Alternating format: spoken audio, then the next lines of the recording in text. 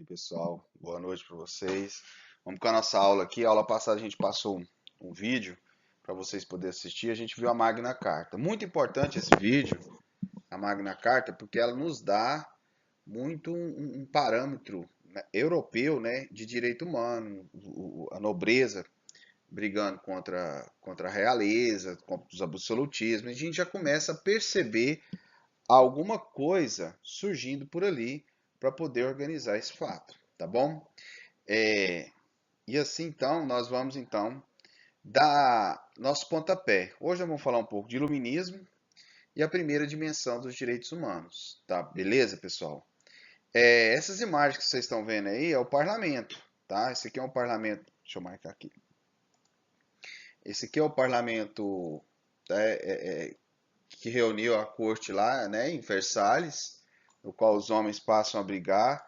Aqui a gente pode perceber a imagem de quê? Do clero, da nobreza e do povo se revoltando aqui, ó. Então o rei, o clero e a nobreza se confraternizando aqui e o povo fazendo a sua revolta, né? Então é muito bem expressado essa parte, tá bom? Para a gente poder entender. Porque a Revolução Francesa ela é uma revolução, né, burguesa, é uma revolução que vai dar o pontapé na primeira dimensão dos direitos humanos. A gente vai ver isso, por que ela é tão famosa assim. Tá beleza? Bacana. Aqui do lado a gente vê a corte, né, reunida para poder estar trabalhando sobre a questão do rei. Tranquilo, pessoal? Bom, nesse slide aqui a gente vai ter vários, né, coisas para a gente poder estar explicando para vocês sobre o iluminismo, tá? A gente tem que ver o iluminismo e poder entender por que essa corrente ela foi tão poderosa assim a ponto de influenciar tanto a Europa, né? Que o iluminismo ele vai alterar bastante as coisas na Europa nessas questões. Vamos lá então. Histórico. O que hoje entendemos por direitos humanos foi profundamente influenciado pelo iluminismo no século 17 e 18, que ele nasce na Inglaterra e vai para a França, tá? E ele invade toda a Europa. Então essas ideias que nós temos hoje de Estado, principalmente os direitos fundamentais, vêm daqui. O que nós temos como verdade vem daqui, né? E aí o iluminismo rompe com as ideias teocêntricas. Você sabe o que é isso, né? Teo é Deus, né? Centro, Deus no centro, que é aquelas ideias religiosas da Igreja Católica que ainda tinham uma grande influência, né, na política da época, bem mesmo. E aí, até o centro medieval e anuncia o Império da Razão. Então passa a razão, né, ser a capacidade do homem de, de dizer sobre as coisas, né? O homem passa a ser o centro do universo. Então o homem passa agora, não, passa por antropocentrismo. O homem no centro, porque tudo era o que a igreja dizia. Agora não. Agora é tudo que o homem diz por meio do quê? Da razão. Porque o homem tem a capacidade criadora também. Eles passam a colocar o homem como centro. O homem com capacidade criadora. Se Deus fez um ser tão perfeito, por que esse ser não pode pensar por si só? Né? Então, e por que não pode explicar o mundo, explicar as maravilhas de Deus? Então o homem passa a pensar dessa forma e ele passa a questionar o que a igreja dizia. E aí que vai dar o choque, né? E a razão passa a ser a maior força nessa época. Tanto que a gente faz isso, né? Ou você prefere benzer seu filho, ou levar ele no médico. Fazer uma pagelança lá ou levar ele no médico. Lógico que a gente vai levar, né? Mas não impede que a gente faça uma oração, um parente está doente, alguma coisa, não impede que você faça uma oração. Mas você vai primeiro fazer a oração para depois tratar no médico? Lógico que não. Hoje a gente vai na ciência, depois na religião. Isso aí que eu quero que vocês entendam. Porque antes era o que a religião falava. E agora é o que a ciência fala. Mas deixamos de abandonar Deus? De forma alguma. Tá? A desigualdade. Para eles, desigualdade entre os homens era natural. Olha lá. Ó. E institucionalizado os feudos e nas monarquias. Então, foi sendo substituída por uma constante busca por igualdade. O que eu quero que vocês entendam? O que é essa desigualdade? A desigualdade aqui é a desigualdade civil. Se você nascesse nobre, você ficava com um direito superior ao outro. Você tinha direitos muito além de outras pessoas. E o que acontece? Isso vai ser questionado.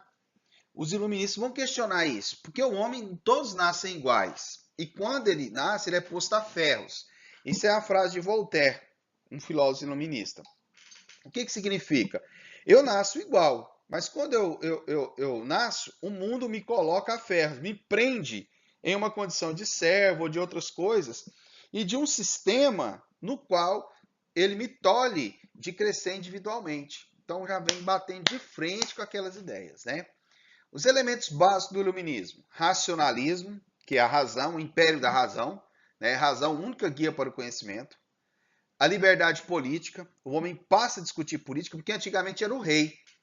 E pronto. O rei era o grande, o rei era o cara, o rei que dizia, e o homem não tinha influência. O Estado era o rei e eu não tinha influência. Agora não, eu quero discutir política. Eu quero decidir minhas questões. E passa o homem a brigar com isso. Concepção liberal, conceito de cidadania, aí passa a ter ideia de cidadão, que até esse momento não existia. Ressuscita a ideia de cidadão lá da Grécia, né? E quem que é esse indivíduo? Todos que têm direito. Agora não é a escolha do rei, não. Todos os indivíduos têm direito. Então todos são cidadãos. E esse conceito de cidadania. Aí nós vamos criar a ideia de personalidade e capacidade dos indivíduos. Vocês estão estudando direito civil. Vem a liberdade econômica versus o intervencionismo. Porque o Estado intervia na economia. Dava monopólio para um, monopólio para o outro. O Estado que regia a economia. Não da forma que é hoje. Né? Hoje está a interferência do Estado? Sim. Mas em vista do que era no período mercantilista, era muito pouco. Né? Absolutista também. Porque hoje você tem liberdade. Hoje você pode ir abrir um comércio, se você tiver dinheiro, tal, tal. Desde que você tenha os requisitos legais, não pode te impedir. Naquela época, não, você tinha que pedir o rei. Se caso ele não te desse, pronto. Você não podia abrir mesmo com o dinheiro que você quisesse. Né? Não havia liberdade. Aí, pregava também igualdade. Negação dos privilégios da nobreza. Então, aquele negócio de um ser superior ao outro, não. Todos são iguais em direitos e deveres. E começa a bater aqui. Por quê? A nobreza e o clero tinham direitos e não tinha dever nenhum perante o Estado. Nem pagar imposto. Quem pagava imposto era o homem, né? O pobre. Né? E aí é o terceiro estado. E aí é a hora que a briga vai pegar. Caráter anticlerical, conforme vocês sabem muito bem, eles não gostavam muito do clero, né? E aqui vem mais outro cartazinho dos iluministas, né? Que fala iluminar, tirar o homem daquela treva e passar o homem para o mundo da luz, que é a razão, né? Iluminar, a cabeça ilumina. Já viu quando a gente está com algum problema, né? Ou está fazendo uma prova e clareou, a gente tem até isso ainda, é porque o que? Acontece que a gente clareou as ideias, né? E aí eu tô, né?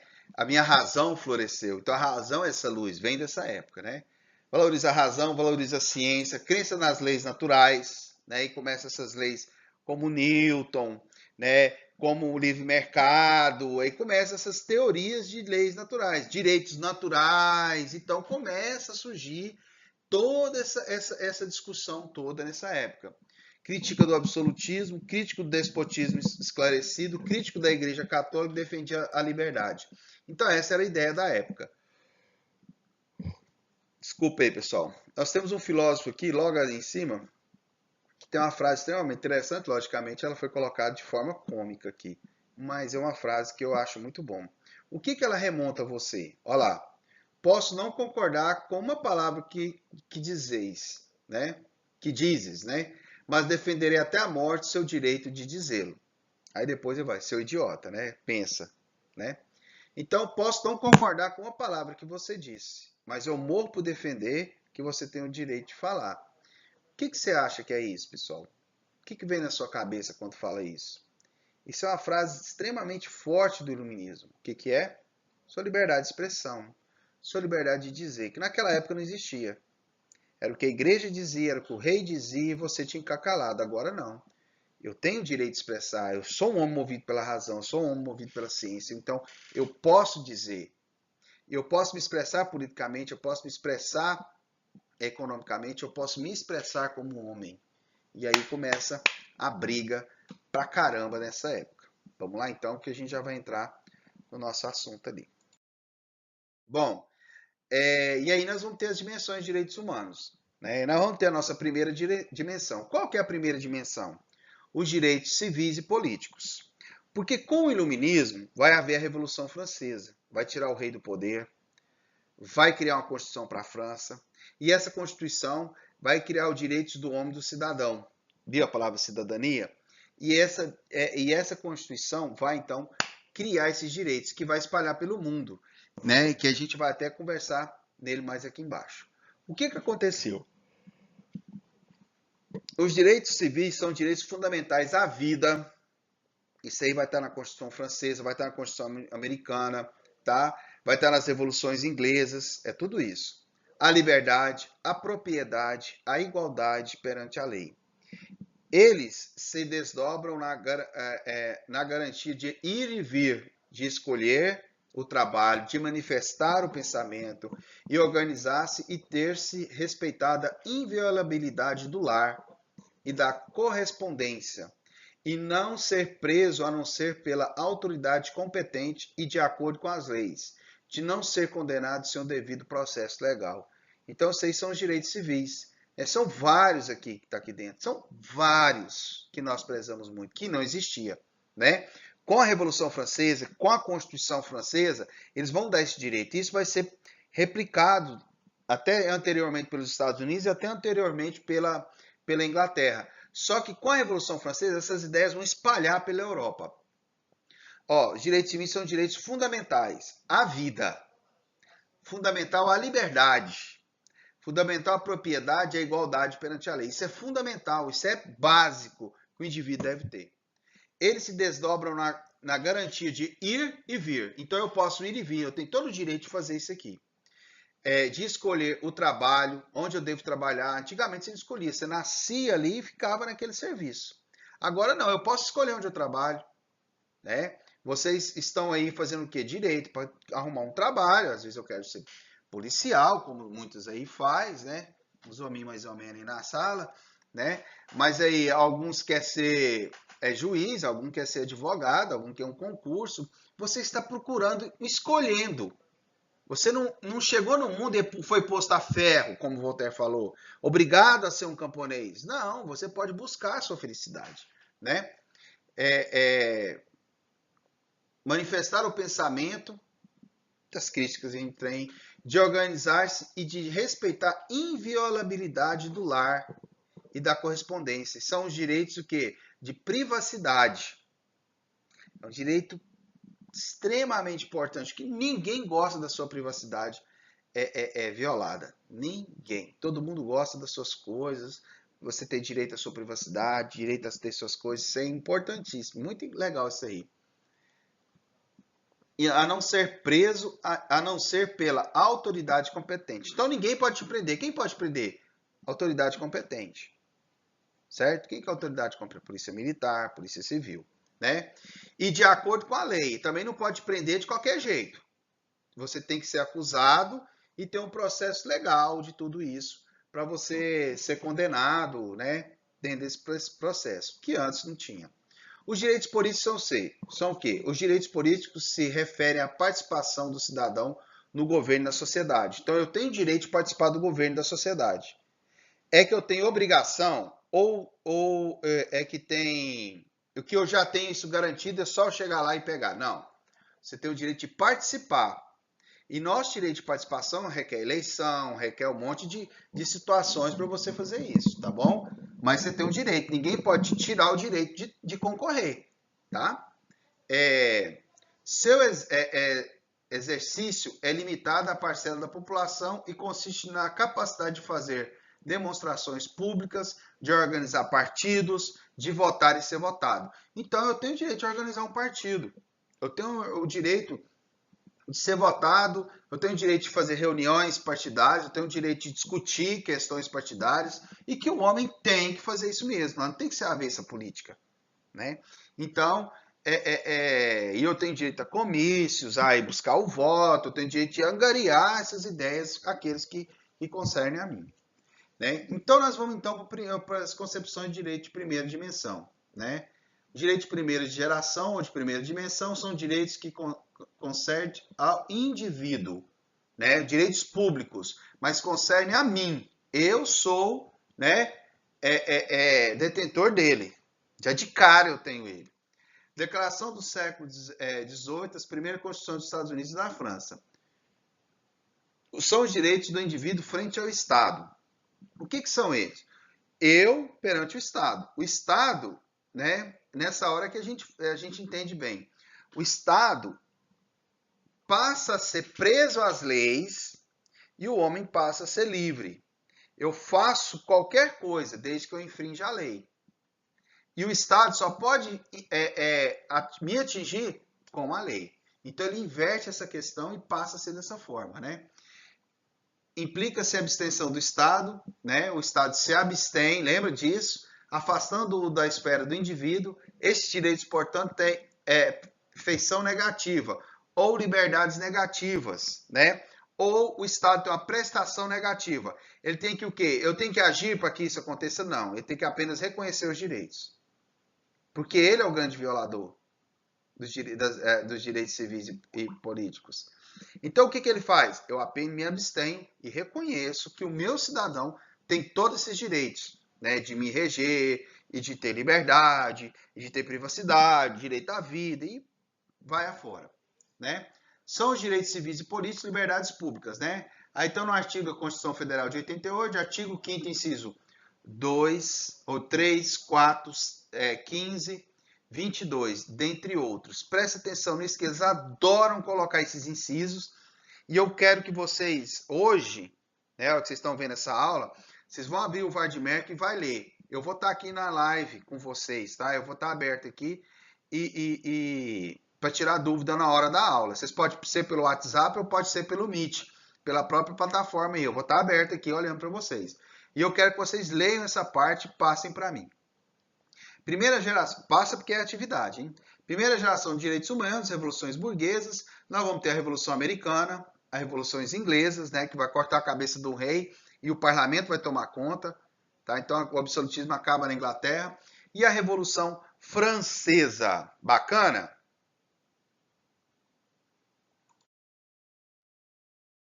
Bom, Revolução Francesa e os direitos humanos.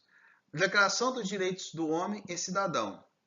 Aprovados. Assembleia Nacional Francesa. Então, vai aprovar essa declaração na Assembleia Nacional Francesa. Os homens vão correr, se reunir e vão aprovar. E o rei vai ter que obedecer ela, porque o rei até aquele momento não queria. Agora se fudeu, vai ter que querer, né?